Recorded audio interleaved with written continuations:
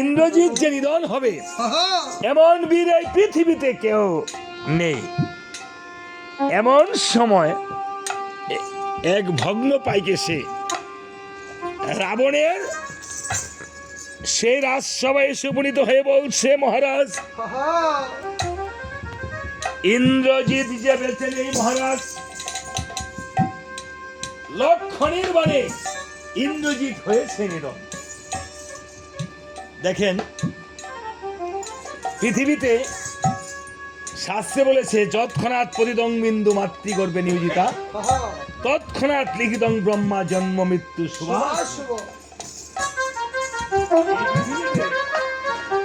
রাবণ বলছে, অরে ভগ্নদূত, এ আমি বিশ্বাস করি না রে ভগ্নদূত, ইন্দ্রজিৎ নিধন হতে পারে না। ভগ্নদূত বলছে, মহারাজ সত্য সত্য ইন্দ্রজিৎ নিধন হয়েছে। আজ ওগো যখন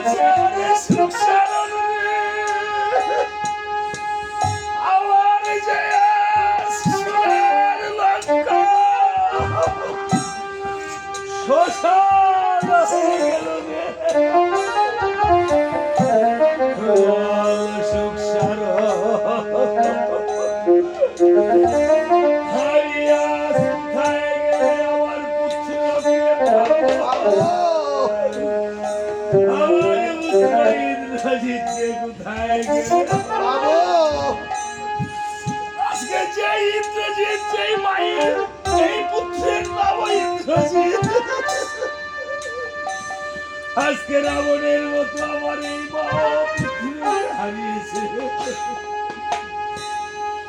আর পাবে না এই পুত্রকে।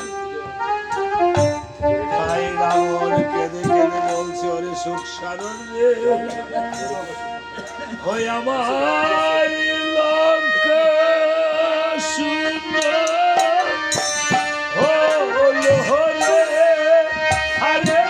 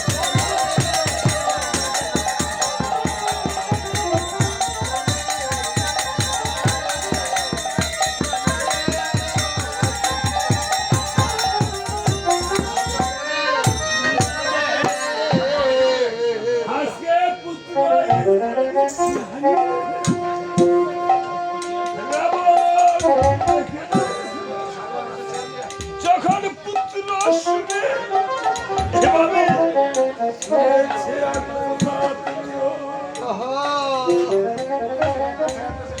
আজ এমন সময় ইন্দ্রজিতের মা ঘরে থেকে অন্তঃপুর থেকে আজ ইন্দ্রজিতের বার মতন এসে কেঁদে কেঁদে বলছে,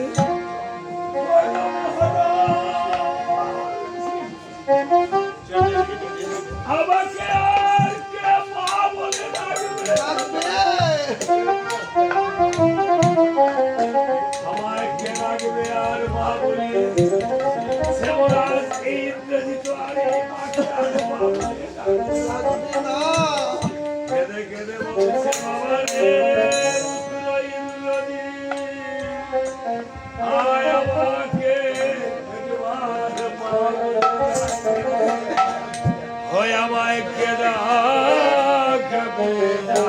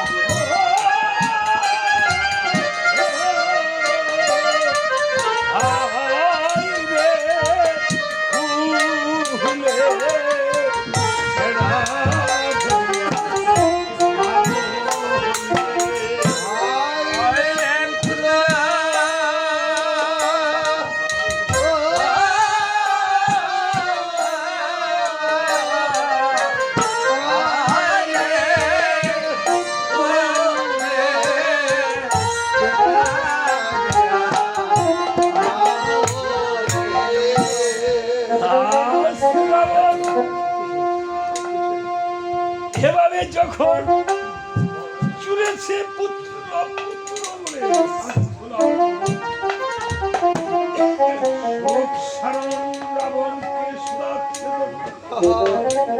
বলছে, মহারাজ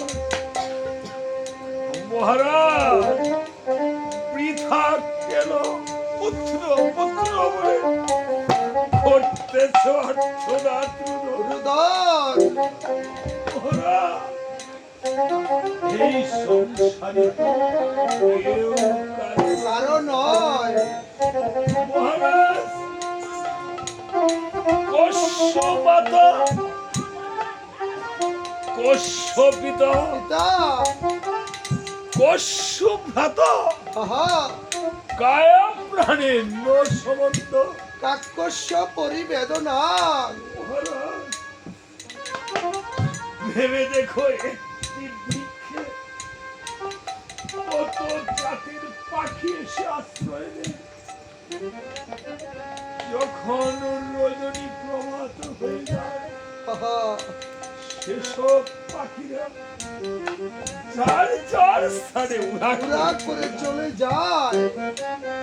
মহারাজ তুমি হলে এই সংসারের এমন একটি বৃক্ষ স্বরূপ, আর তোমার পুত্রেরা হলো এমন পাখি স্বরূপ। তাদের রজনী প্রভাত হয়ে গিয়েছে। তোমার ইন্দ্রজিৎ পুত্রের মতো সকল পুত্রগণ আছে,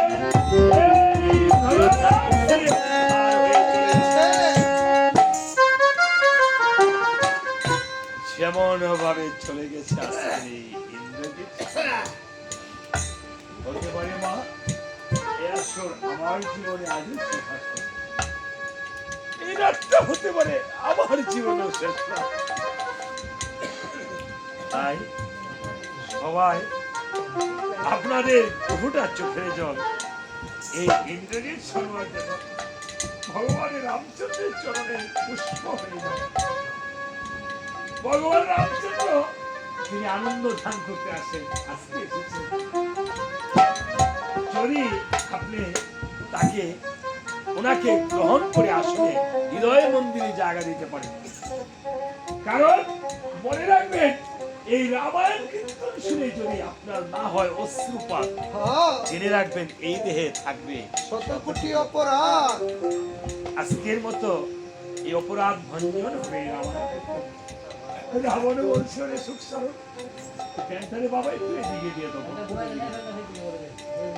ফ্যানটা দিয়ে দেবো। তখন রাবণ বলছে ওরে যতই নাবো জালি রে আমার হে সব কথা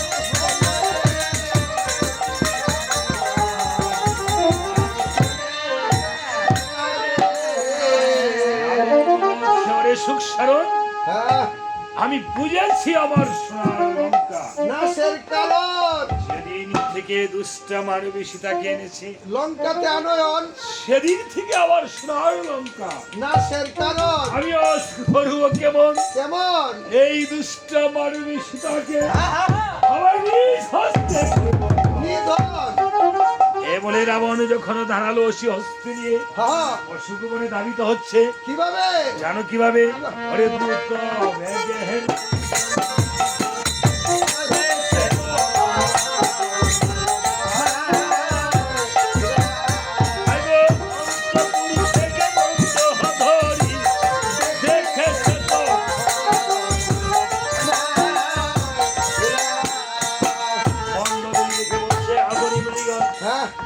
এই যে চেয়ে দেখো মহারাজ কোথায় চলেছে, কোথায় চলছে?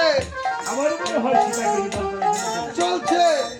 সীতাকে তো নিধন করতে পারবেই না, বরং নিজের প্রাণটাই নিয়ে আসতে পারবে না।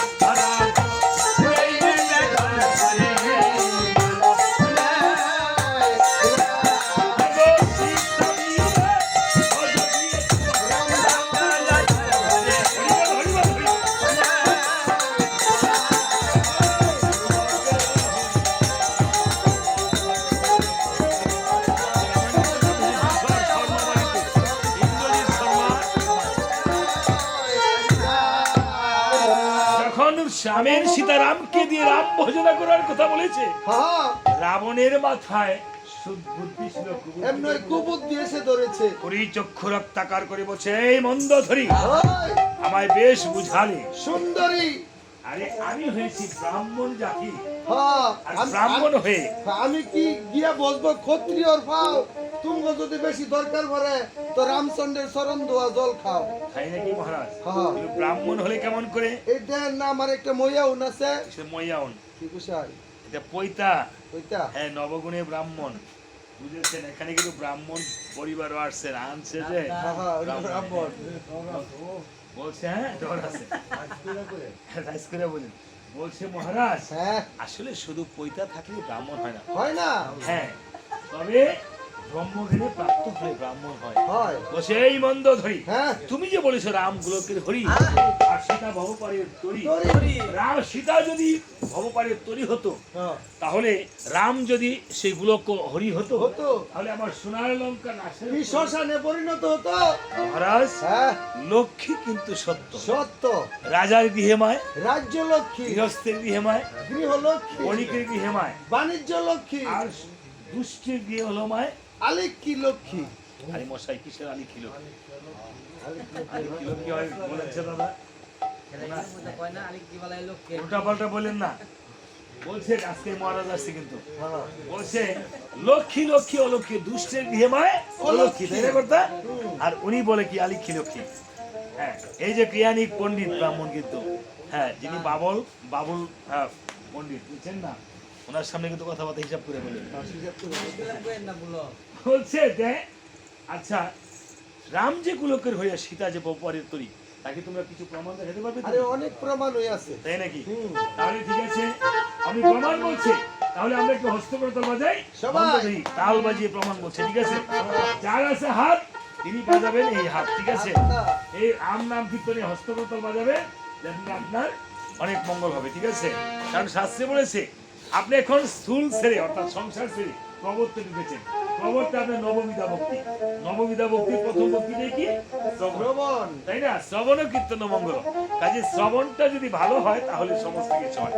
শ্রবণ, হ্যাঁ, কীর্তন, অর্চন, বন্দন, স্মরণ, পদশ্রবণ, সক্ষতা, স্বার্থ নিবেদন, এই 9টা ভক্তি। প্রথম ভক্তি হলো শ্রবণ। কাজী সবাই একটু হস্তকর্তা বাজাবে। হরে মাধব পাখি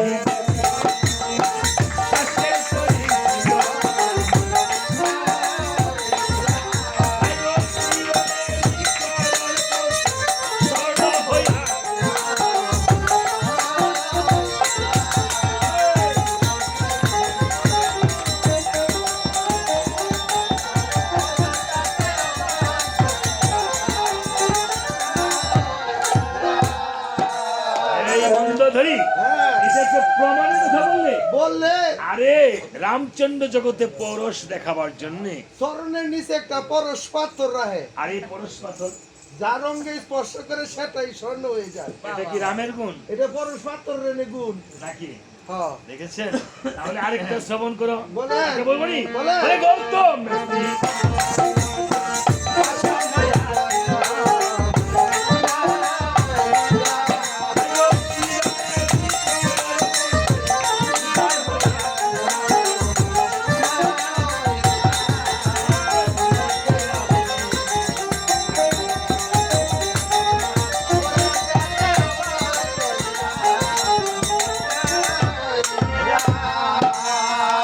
এই মন্দ ধরি, হ্যাঁ, তাহলে তুমি শ্রবণ করো।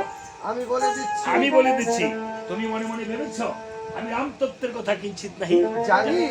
তুমি বৃহস্পতিকে এসেছো ব্যাকরণ শিক্ষা দিতে, শিক্ষা দিতে, আর সাপুরিয়াকে এসেছো সাপ ধরার মন্ত্র শিখাতে।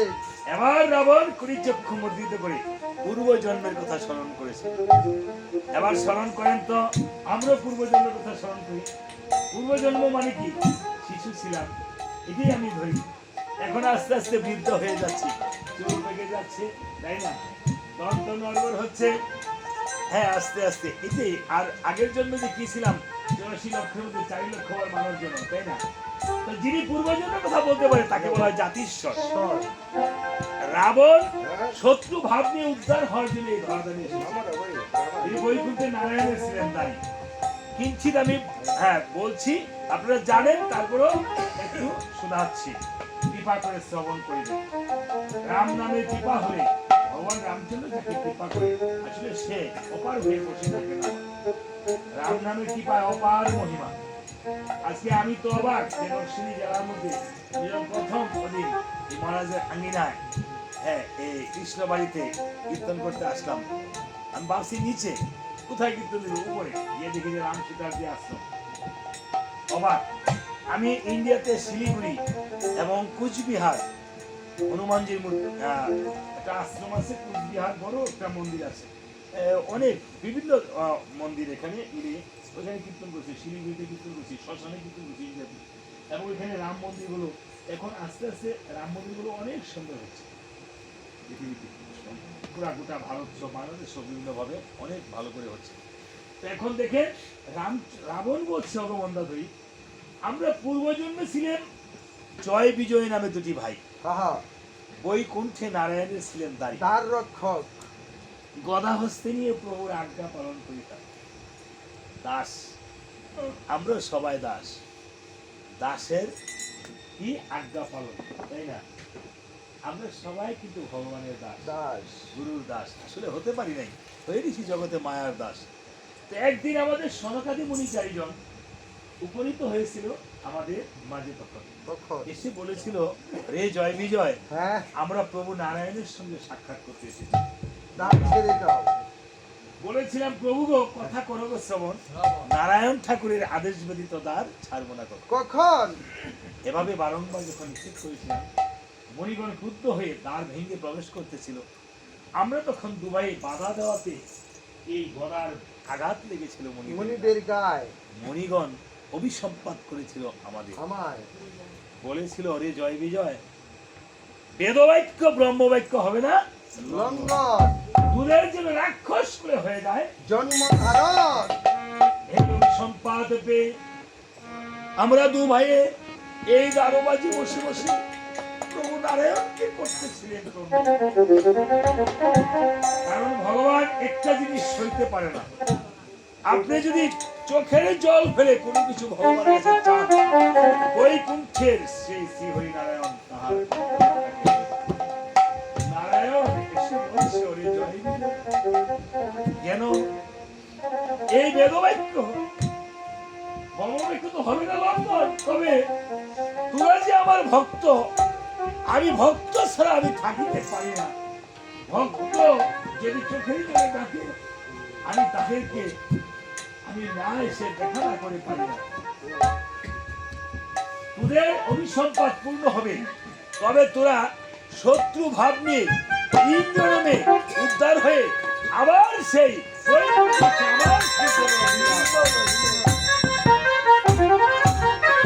ভগবানের কাছে ভক্ত যাহা চায় জন্ম জন্মান্তরে ভগবান পূর্ণ করেন, অবশ্যই ভক্তের মনোবাঞ্ছা পূর্ণ করেন। তাই ভগবান কি বলেছে জানেন? গানে বলেছে ছোট গান, ওই আমি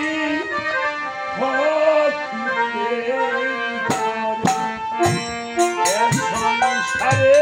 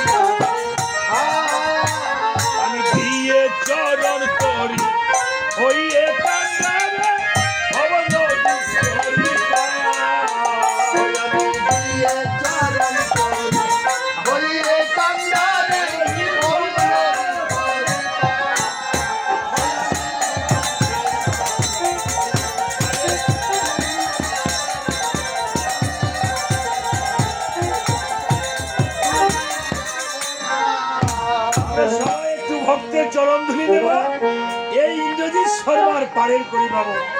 জানি না ইতিপূর্বে যে মহারাজ বলেছে যারা এই গ্রাম ছেড়ে আমাদের জানা অজানা যত আত্মাগুলি চলে গেছে তাদেরকে স্মরণ করছি।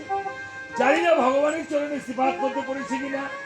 আমার মা বাবা, আপনার মাতা পিতা যারাই পরপারে গিয়েছে, যা কষ্ট পাচ্ছে তাদের জন্য সবাই একটু মাতা পিতার চরণ ধুলি বাবদ, পারের করি বাবদ সবাই আমরা ভক্তি একটু চরণ ধুলি দিব, আবার পরে কীর্তনে চলে যাব। আমায় দাও দাও ভক্তে চরণ ধুলি, দাও দাও ভক্ত চরণ ধুলি, আমায় দাও দাও ভক্ত চরণ ধুলে, দাও দাও ভক্ত চরণ ধুলি, নিরস দেহ সরস করি। দাও দাও ভক্ত আমায় চরণ ধুলি, নিরস দেহ সরস্বতী, দাও দাও ভক্ত চরণ ধুলি, নিরস দেহ সরস করি। চরণ ধুলি, নিরস দেহ সরস্বতী, দাও দাও ভক্ত চরণ ধুলি, নিরস দেহ সরস্বতী, দাও দাও ভক্ত চরণ ধুলি,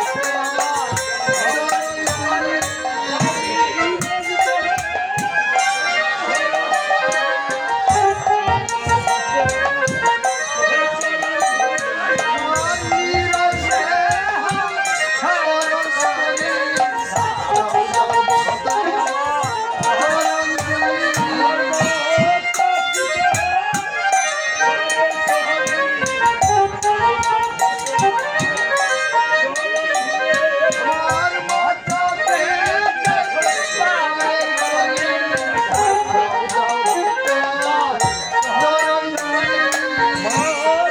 পিতা পারের করি, দাও দাও ভক্ত চরণ ধুলি, চরণ ধুলে, মাতা পিতার পারের করি, দাও দাও ভক্ত চরণ ধুলি, এই ছেলেটা না, হ্যাঁ, ইন্দ্রজিৎ শর্মার এই সন্তানটি, তারপরে মা রয়েছেন।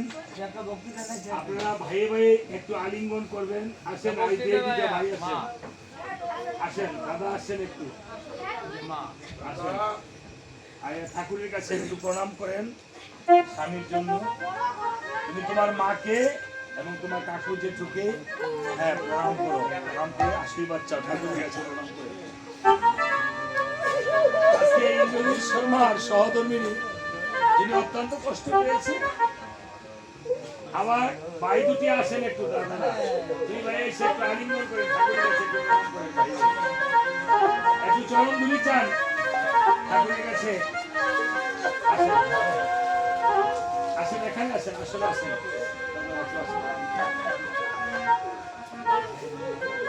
আজ এই ইন্দ্রজিতের ভাইগণ আপনাদের কৃপা প্রার্থী এই দুটি ভাইকে আপনারা আপনাদের উপরে সঁপে দিলেন। এই ভাই হারানো বেদনা তারা যেন সুখ সইবার শক্তি যেন ভগবান তাদেরকে দান করে। এই ভাইকে হারিয়ে আমরা ভাইকে অনেক সময় কত সে দুঃখ নির্যাতন করি সামান্য একটু স্বার্থের জন্য। আজকে যে ভাই চলে গেছে স্বার্থ কিন্তু আর দিতে পারে না, তাদের মাঝে যেন কোনো দুঃখ কষ্ট না থাকে। ভাইকে যে হারিয়েছে, ভাই মহাজন বলেছে এমন ভাইয়ের মতন ভাই কয়জন আছে। ভাইয়ের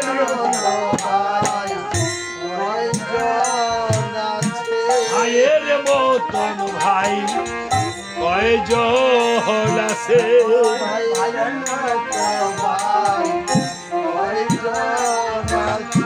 ভাই বড়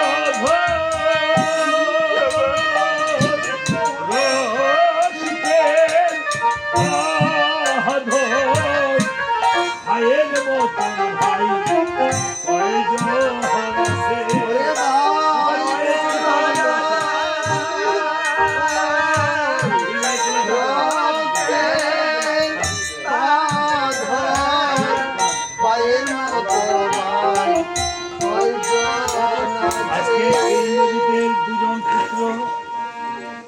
যেন ধর্মে কর্মে সুখে থাকতে পারে তাদের জন্য আশীর্বাদ করবে।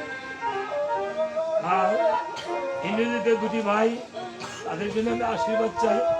সবাই একটু ধুলা মাখবো আমরা। ও ধুলা মাখো মাখো রে, ইলা ভজের ভোলা।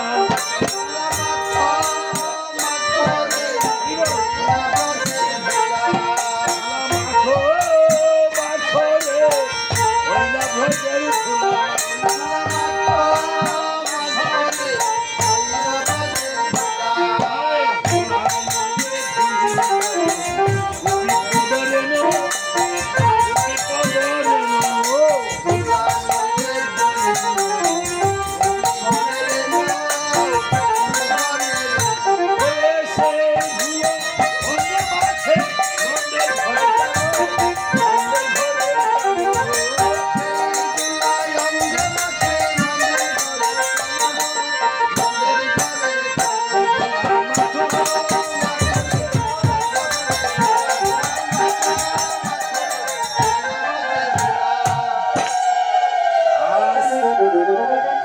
এমন বলছে ভগবন্ধাধারী, এই জন্য আমরা রাক্ষস করে হয়ে যাই।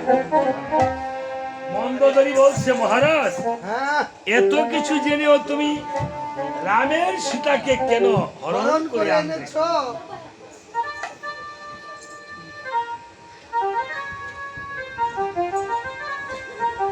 আজ এই আসরে আমাকে যিনি অন্তর থেকে ভালোবাসেন এবং আমারও আশীর্বাদ করেছেন, টাকা দিয়ে আমি তো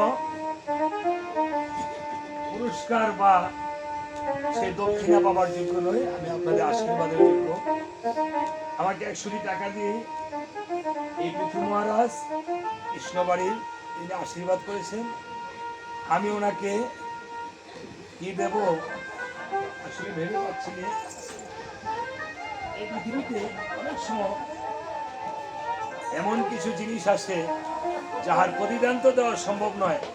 তবে আমি এই টাকা যদি কিঞ্চিত হলো দেব কাজে বা কোনো মন্দিরে ব্যয় করি, তাহলে এই টাকা থেকে কিঞ্চিত হলো যদি ব্যয় করি, তাহলে যেন আমার তো কোনো পুণ্য নেই, আপনাদের চরণ ধরে কি পায়, আজকে যদি কোনো পুণ্য হয় সেই পুণ্য বলে আমি যদি কিঞ্চিত দেব কাজে ব্যয় করি, সেই দেব কাজকে কেন্দ্র করে যেন এই মহারাজের তো এই টাকা একদিন ওনার সেই রাম নামের পায়ের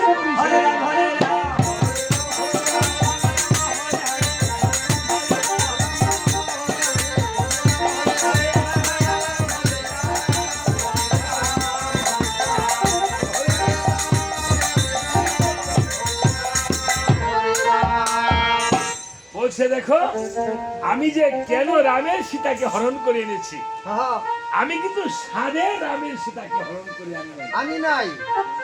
আমি সীতাকে কাম ভাব নিয়ে আমি আনি নাই এই লঙ্কাতে, আমি এনেছি আমার রাক্ষস উদ্ধার করার জন্য। তাহলে শ্রবণ করো, ওই আমি সাধে কি হরে সীতে গো, সাধে কি হরে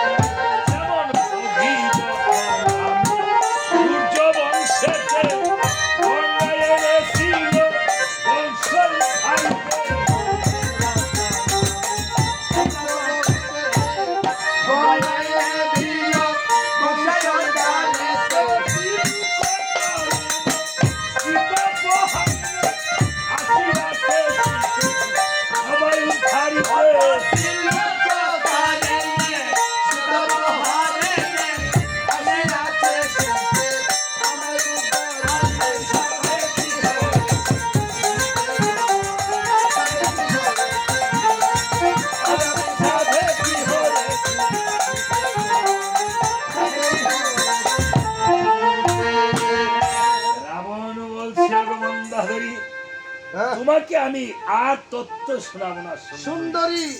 কারণ তত্ত্ব জানলে তাত্ত্বিক হওয়া যায়, হ্যাঁ, তো কর্ম না জানলে কর্মিক হওয়া যায় না। যায় না। এই জগতে তত্ত্বের চেয়ে কর্ম বড়।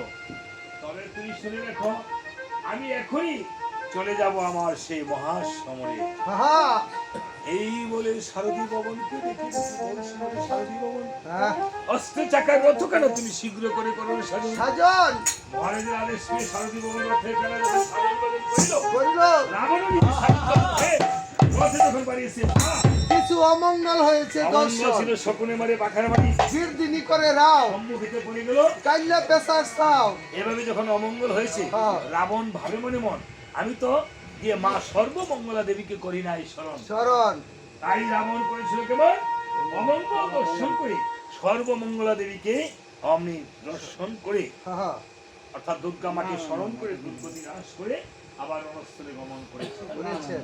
রণস্থলে যখন রণঘণ্টা বাজিয়েছে, হ্যাঁ। সিংহে থেকে রাম লক্ষ্মণ শুনে রামচন্দ্র বলছে, ভীষণ, হ্যাঁ, আজকে মনে হয় যুদ্ধে এসেছে লঙ্কা দশানন, দশরণ আমি যুদ্ধে করে যাবো কখন? ভীষণ বলছে, হ্যাঁ মহারাজ, হ্যাঁ প্রভু রামচন্দ্র, হ্যাঁ। আজকে লক্ষণ কিন্তু যুদ্ধে যেতে পারবে না। আজকে কতগুলো ইন্দ্রজিৎ দিদন হয়েছে লক্ষণের মানে, হ্যাঁ, আজ কিন্তু রাবণ যুদ্ধে এসেছে। সেই অপমানে লক্ষণ যদি যুদ্ধে যায় তাহলে প্রাণ নিয়ে ফিরে যেতে পারবে না। পারবি না। দেখেছেন, লক্ষণকে কখনো যুদ্ধে যাওয়ানো যায় না। এই যে লক্ষণ শক্তিশাল পালা, 6টা ঔষধ দিয়ে লক্ষণকে চৈতন্য করা হবে। অচেতন লক্ষণকে অনেক কীর্তনিয়া বলে যে লক্ষণ মরে গেছে, না, অচেতন লক্ষণকে চেতন। আমাদের এই দেহের মাঝে 6টি ঔষধ আছে, আমাদের দেহের মধ্যে লক্ষণ অচেতন হয়ে আছে। কোন লক্ষণ? আমাদের এই দেহে যে লক্ষণ, মানুষের যে মনুষ্যত্ব লক্ষণ, 6টি ওষুধ আছে, কাম, ক্রোধ, লোভ, মোহ, মদ, মাৎসর্য। 6টি ওষুধ দিয়ে 3টি বড়ি বানানো হবে বহিরঙ্গে। 3টি বড়ি আছে, সতগুণ, রজগুণ, তমগুণ। আমাদের দেহে এই গুণগুলিকে রিসার্চ করে যেই গুণটা উপলব্ধি হয়, তাই বলেছে লক্ষণকে পাঠানো যাবে না। কতগুলো ইন্দ্রজিৎ দিদন হয়েছে লক্ষণের মানে, হ্যাঁ, কথাগুলো রাখবেন মনে। প্রত্যেকটা কথা কিন্তু আপনি নিবেন সেই স্মরণে, আত্মতত্ত্ব জ্ঞানে। রামায়ণটা বহিরঙ্গ আর অন্তরঙ্গ।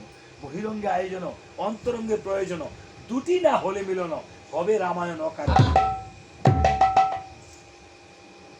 এই জন্য বলছে রামচন্দ্র তখন লক্ষণকে বিভীষণের কাছে সঁপে দিয়ে বলছে, ভাইরে লক্ষণ, হ্যাঁ। তুমি কিন্তু যুদ্ধে যেতে পারবে না, কখন আমি একটু করে আসি। নিষেধ করেছে।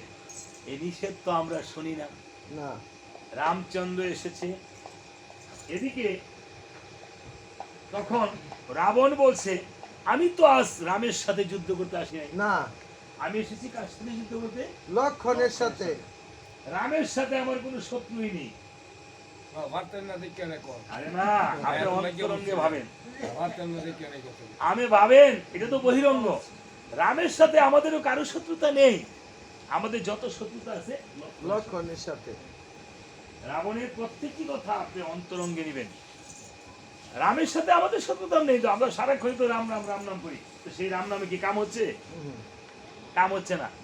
মনে করে এই রাম নামের কাম নাই, হরির নামে মরি। হরি নাম হলো মরা ভরা নাম, মানে শ্মশানে গেলে খালি হরি হরি বল করে, তাই না? তো রাম নামের কাম নাই, রাম নামের কোনো কাম নাই, হরি নামে মরি। কৃষ্ণ নামে মহাপাপ, কোন নামে তরি? দেখেছেন? সেই নামে উদ্ধার হব। হ্যাঁ, এখন যদি কৃষ্ণ নাম নেওয়ার মতো না নেওয়া যায় তাহলে তো মহাপাপী হয়। আমরা পাপী হচ্ছি না।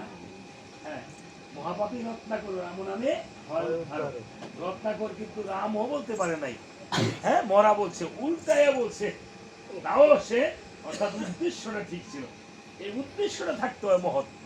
এই জন্য যে জিনিসগুলো বলতে পারে আমার এই মহারাজ। যাক, কিছুদিন আগে ফোন করছে, প্রায় 3 ঘন্টা কথা ফোনে। ব্যস্ত থাকি, আসলে সান্নিধ্যে আসতে পারি না, এটা তো কাছে এসে যেতে পারলাম না। তো বলেছে আমার যত শত্রুতা হলো লক্ষণের সাথে। এই রাক্ষসগণ, হ্যাঁ, তোমরা আমার একটা উপকার করবা তো?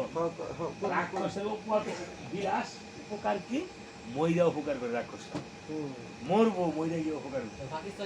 হ্যাঁ, মরা উপকার কি? এই তোমরা তো মরিয়ে যাবে যুদ্ধে, তবে মৃত্যুর পূর্বে একটা কথা বলবা, লক্ষণ লক্ষণ বলে রামের সুরে করো আর্চনা দ্রুত রুদন ঈশ্বরের অনস্তনে ঠাকুর লক্ষণ দেখেছেন মৃত্যুর পরে রাম না বলে যদি লক্ষণও বলা যায় তাহলে এই দেহের সদ্গতি হয় হয় অমনি করেছিল কেমন এমনি একটা বুইরা রাক্ষস এত আবার ব্রাহ্মণ দর্শনী জেলার মধ্যে হ্যাঁ ইবুট মাস্টার বা যত উস্তাদ আছে সবচেয়ে সেরা উস্তাদ এই কৃষ্ণ চক্রবর্তী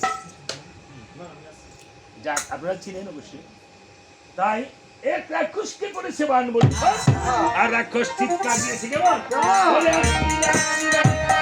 আরে ভাই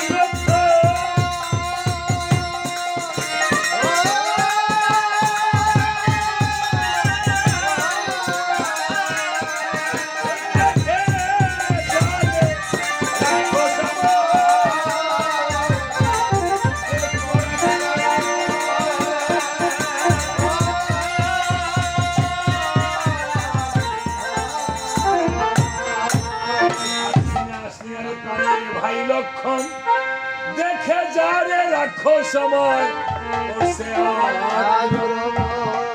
রাক্ষসের সকল সময় মায়া কান্না অরিজিনাল কান্না থাকে না যেমন আমরা রাক্ষস হয়ে গিয়েছি আস্তে আস্তে হ্যাঁ সেই আহারের বিচার করি না চলার বিচার করি না বলার বিচার করি না তাই লক্ষণ বিভীষণের কাছ থেকে জুড়ে বিদায় নিয়ে এসে যখন দু ভাইয়ে দুটি অস্ত্র খাবন করেছে রাবণ করে দিয়ে বলছে রাম অন্যায় ভাবে যেতে হবে জীবন তোমারও যেতে হবে নরক ভুবন বলছে সূর্য বংশে জন্মমুদের বলিতে ওঠাই জন্মাবলী অন্যায় যুদ্ধ কারোর সাথেই করি নাই আমি যে এখন একা তুমি যে দুজন আমার প্রভু রামচন্দ্র কৃষ্টি করে চায় লক্ষণ যেন যুদ্ধ এসে দেখা যায় ভাই লক্ষণ তোকে না যুদ্ধ আসার জন্য করেছিলেন বারণ যাও ভাই তুমি আমার বাক্য করিলে লঙ্ঘন বাক্য রক্ষা হলো ধর্ম এই পৃথিবীতে